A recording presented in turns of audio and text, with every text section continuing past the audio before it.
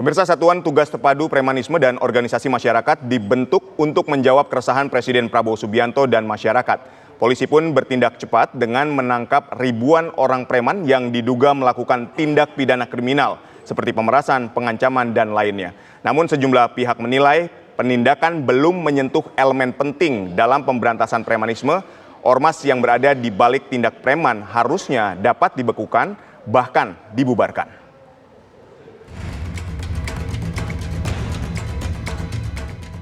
Presiden Prabowo Subianto yang resah atas tindak tanduk preman yang berkedok organisasi masyarakat sehingga dibentuklah Satuan Tugas Terpadu yang akan menindak dan melakukan pembinaan. Satgas Premanisme dan Ormas melibatkan Kemenko Polhukam, Polri, TNI, Kemendagri, Kemenkumham, Kejagung, Kementerian Investasi, BIN, dan BSSN. Seluruhnya akan bersinergi dalam memberantas premanisme berkedok ormas. Menteri Dalam Negeri Tito Karnavian menegaskan Satgas Premanisme dibentuk dan di bawah komando Kementerian Koordinator Politik dan Keamanan Menko Polkam Budi Gunawan. Ya, ada Satgas dari Polhukam, Polkam. Ada Satgasnya, nanti Kemendagri salah satu bagian dari Satgas itu. Tugas utamanya Pak sebetulnya apa Pak kalau untuk Satgas Premanisme ini? Targetnya mau dikejar apa Pak? Tiga diantaranya kan mengenai penegakan aturan-aturan yang sudah ada ya. Sebetulnya dalam aturan-aturan itu mengenai keormasan, kan ada yang badan hukum, ada yang terdaftar, ada yang tidak terdaftar. Polisi pun bertindak cepat di berbagai daerah. Ribuan preman ditangkap dan ditahan atas tindak kriminal seperti pemerasan, pengancaman, dan lainnya. Namun sejumlah pihak menilai penindakan belum menyentuh elemen penting dalam pemberantasan premanisme.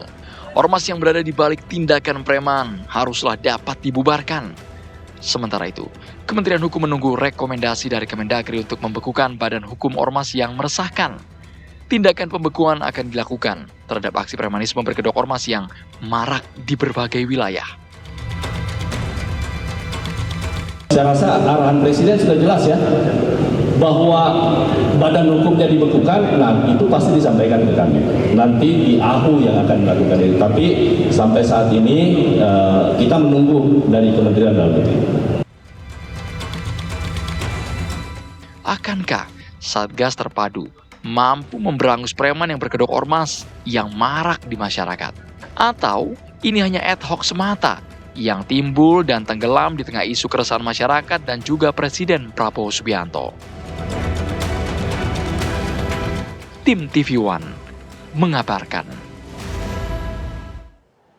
Pemirsa, seberapa efektif Satgas Terpadu Operasi Premanisme dan Ormas dalam menjawab keresahan Presiden Prabowo dan masyarakat? Akankah penindakan yang dinilai belum menyentuh elemen penting dalam pemberantasan premanisme berujung pada izin ormas yang harus dicabut? Untuk membahasnya kita sudah bersama dengan mantan Wakil Kepala Polisi RI, Komjen Pol Purnawirawan Ugro Seno. Selamat sore, Pak Ugro. Selamat sore, iya. Baik, Pak Ugro, ini kalau kita lihat Satgas ini sudah mulai dibentuk. Anda melihat Satgas anti premanisme dan ormas yang meresahkan ini seperti apa, Pak? Anda melihatnya? Ya, kalau saya melihat ini kondisi panik saja. Karena preman-preman sudah melakukan kegiatan yang meresahkan masyarakat lah. Ya, jadi karena tampilannya seperti seragam-seragam ABRI atau TNI Polri, kemudian melakukan hal-hal yang berkaitan melanggar pidana atau hukum, ya semua panik lah sekarang ini. Makanya dibentuk Satgas Terpadu. Tapi bagi saya juga Satgas Terpadu untuk apa? Kalau saya di pusat bentuk des saja Satgas itu untuk menganalisa, mengevaluasi, kemudian masing-masing yang fungsi pemerintah di bidang kepolisian, di bidang pertahanan kan juga ada nih. Kementerian Dalam Negeri, Sosial, tolong kerja hariannya ditingkatkan. Jangan setelah meledak seperti ini baru panik semuanya gitu loh. Kalau kerja harian ditingkatkan, mulai dari yang kecil nanti, yang hal-hal misalnya pemerasan, pemalakan dan sebagainya, ditindak. Jangan dibiarkan sudah subur, dibiarkan lama-lama kalau tidak ditindak juga akan seperti Yakuza di Jepang nanti ke depan itu. Tapi Anda katakan Satgas ini dibentuk karena kepanikan, berarti langkah ke depannya tidak efektif dong ketika ini hanya kepanikan? Kalau ada suatu masalah di negara kesatuan Republik Indonesia ini atau di masyarakat, kita belajar dari ilmu kedokteran saja, didiagnosa dulu penyakitnya apa. Apakah setiap ada bisul di atas matanya harus dioperasi. Kan dilihat penyakitnya di mana. Oh ternyata ada hubungan dengan di paha. Yang di paha itu yang dioperasi. Oke. Jadi berarti kan dinas sosial atau kementerian sosial kan terlibat di sini. Kemudian kalau itu mengakibatkan ada pemerasan seperti yang baru-baru terjadi di Kramat Jati. Yang ditindak siapa tokoh-tokohnya di situ? Jangan seluruh anggota ormasnya misalnya yang ditindak di situ yang tidak apa-apa diangkut supaya kelihatannya kerja keras. Jangan. Kalau pimpinannya sudah diambil, yang bawah itu pasti lari. Seperti itu. Baik. Ini kan ribuan preman. Itu sudah ditangkap-tangkepin. Bahasanya seperti itu. Apakah ini bukan langkah yang efektif? Apakah harus mengambil kepalanya dulu? Baru ini bisa dikatakan efektif menurut Anda? Semua kan ada kepalanya, ada gerakan. Yang memerintahkan siapa? Yang berbuat siapa nih? Yang memerintahkan siapa? Itu yang diambil aja. Nah, follower nanti akan hilang sendiri, pengikut ini, otomatis. Sekarang kalau ditangkapi ribuan seperti zaman-zaman tahun 91-92. Operasi Fajar Menyingsing. Semua pedagang kaki lima, pedagang rokok di perempatan diambil. Ya, akhirnya mau diperiksa apanya? Memang gampang meriksa satu berkas itu. Membikin polisi capek dan sebagainya. Jadi ya pelaku utama sama yang menyuruh ini yang sesuai dengan hukum pidana tadi itu yang diproses duluan. Itu aja. Baik. Di saat Anda dulu masih menjabat sebagai personil kepolisian Republik Indonesia, apakah juga Anda pernah melakukan tindakan, terutama ketika Anda menjabat sebagai Wakapolri, apakah Anda pernah melakukan tindakan untuk mencegah aksi premanisme semacam ini? Waktu saya Kasat Serse Jakarta Pusat tahun 92, kan hal-hal seperti itu sudah dilakukan. Waktu saya Wakapolres KP3 Tanjung Priok, semua preman masing-masing Polres diambil, dikirim ke Rindam Jaya, dididik selama 1 minggu, ya kan? Kemudian keluar dapat sertifikat, dapat kaos hijau, ya. Kembali dari situ bukannya sembuh, melakukan kegiatan lagi. Saya sudah dididik sama Rindam ini. Nah ini kan berarti tidak berhasil. Makanya saya katakan daily activity, kegiatan sehari-hari, baik kepolisian, TNI, kemudian ada Kementerian Dalam, ada Satpol PP, ada Dinas Sosial, kerja sesuai dengan fungsi masing-masing. Kalau menghadapi situasi seperti ini, misalnya melihat preman, apa yang harus dilakukan? Perlu kerjasama. Nah, ini yang membicarakan Des atau Satgasnya satu mungkin di Menko Polkam nih. Nah, itu yang merapatkan tiap hari di situ rapat. Jangan bikin Satgas terpadu tapi tindakannya sama, satu mobil sama-sama. Itu kan hanya show of force saja.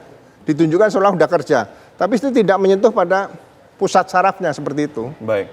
Tapi kan ketika berhasil menangkap ribuan preman ini kan bukti dari kerja apa yang dilakukan oleh Satgas Terpadu itu. Ya kita tahun 80 kan ada juga namanya Petro Satgas apalah.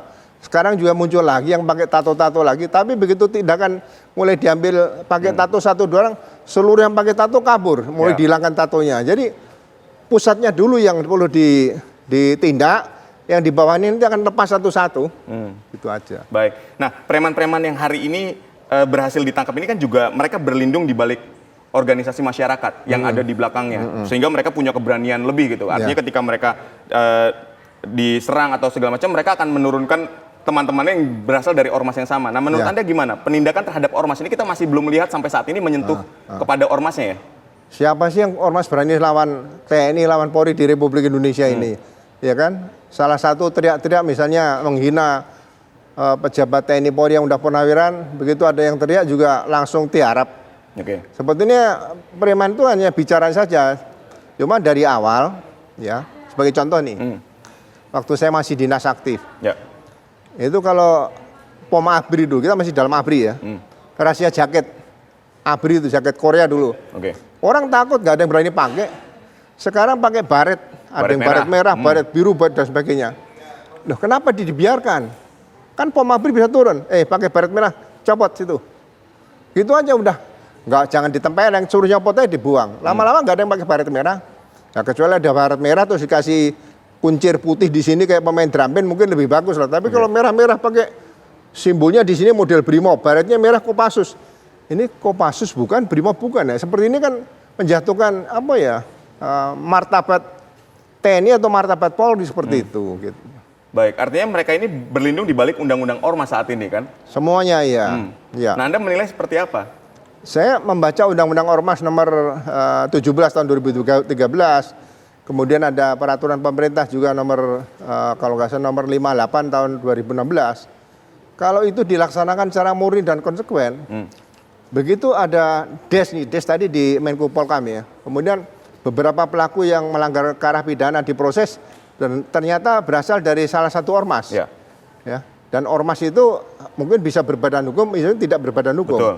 Ya. Berikan peringatan. Siapa yang berikan peringatan? Ya, Menko Polhukam boleh memberikan peringatan atau kepolisian berikan peringatan. Pertama, kedua, ketiga, habis itu usulkan untuk dibekukan, dibubarkan juga bisa lewat pengadilan. Tapi sudah disertai data-data, ada langkah aparat penegak hukum yang melakukan penindakan seperti itu. Baik. Tapi di Undang-Undang 17 itu memungkinkan untuk ormas ini nantinya dibekukan ketika ada 1-2 dia bisa mengatakan saja oknum anggota ormas tersebut melakukan tindak kejahatan, terus ormas yang terkena dampaknya itu bisa dilakukan? Bisa, asal kejahatan mereka sudah terstruktur, sistematis dan masif nih, TSM ini. Ya. Kalau ini bisa dilakukan data, dulu di kepolisian ada data gangguan Kamtimas lengkap itu ada. Ternyata sama nih, berasal dari ormas mana, sebutin aja.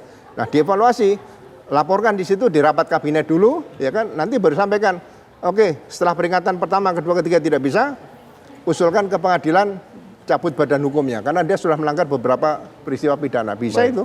Oke, tapi kan hari ini gini, ketika kita berada pada dunia yang real, di dunia yang penuh dengan realitas ini kan semua orang takut untuk bersuara. Tapi begitu kita masuk ke media sosial, netizen mengungkapkan keresahannya terhadap ormas ini kan juga disampaikan dengan sangat tegas. Tapi bagaimana sebetulnya langkah pemerintah terhadap hal ini? Ya, maksudnya kembali kepada daily activity, kegiatan sehari-hari pemerintah menghadapi aksi-aksi ormas yang sudah mengarah ke premanisme tadi, ya aktualisasikan saja sesuai dengan undang-undang. Ada KUHP, ada juga peraturan daerah dan sebagainya, ada juga yang menyangkut ADART mereka dicek.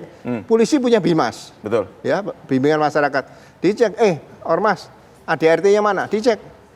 Kalau nggak boleh pakai baret merah, anak buahmu jangan pakai baret merah. Berikan peringatan dari awal. Oke.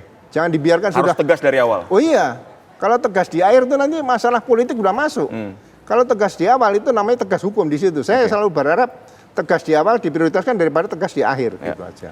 Baik. Terus ke depannya Satgas terpadu ini harus seperti apa dalam bertindak? Apakah tadi kalau Anda katakan ini tidak efektif, apakah harus dibubarkan atau justru Satgas ini harus diperkuat untuk bisa memberantas preman dan ormas-ormas berkedok preman ini?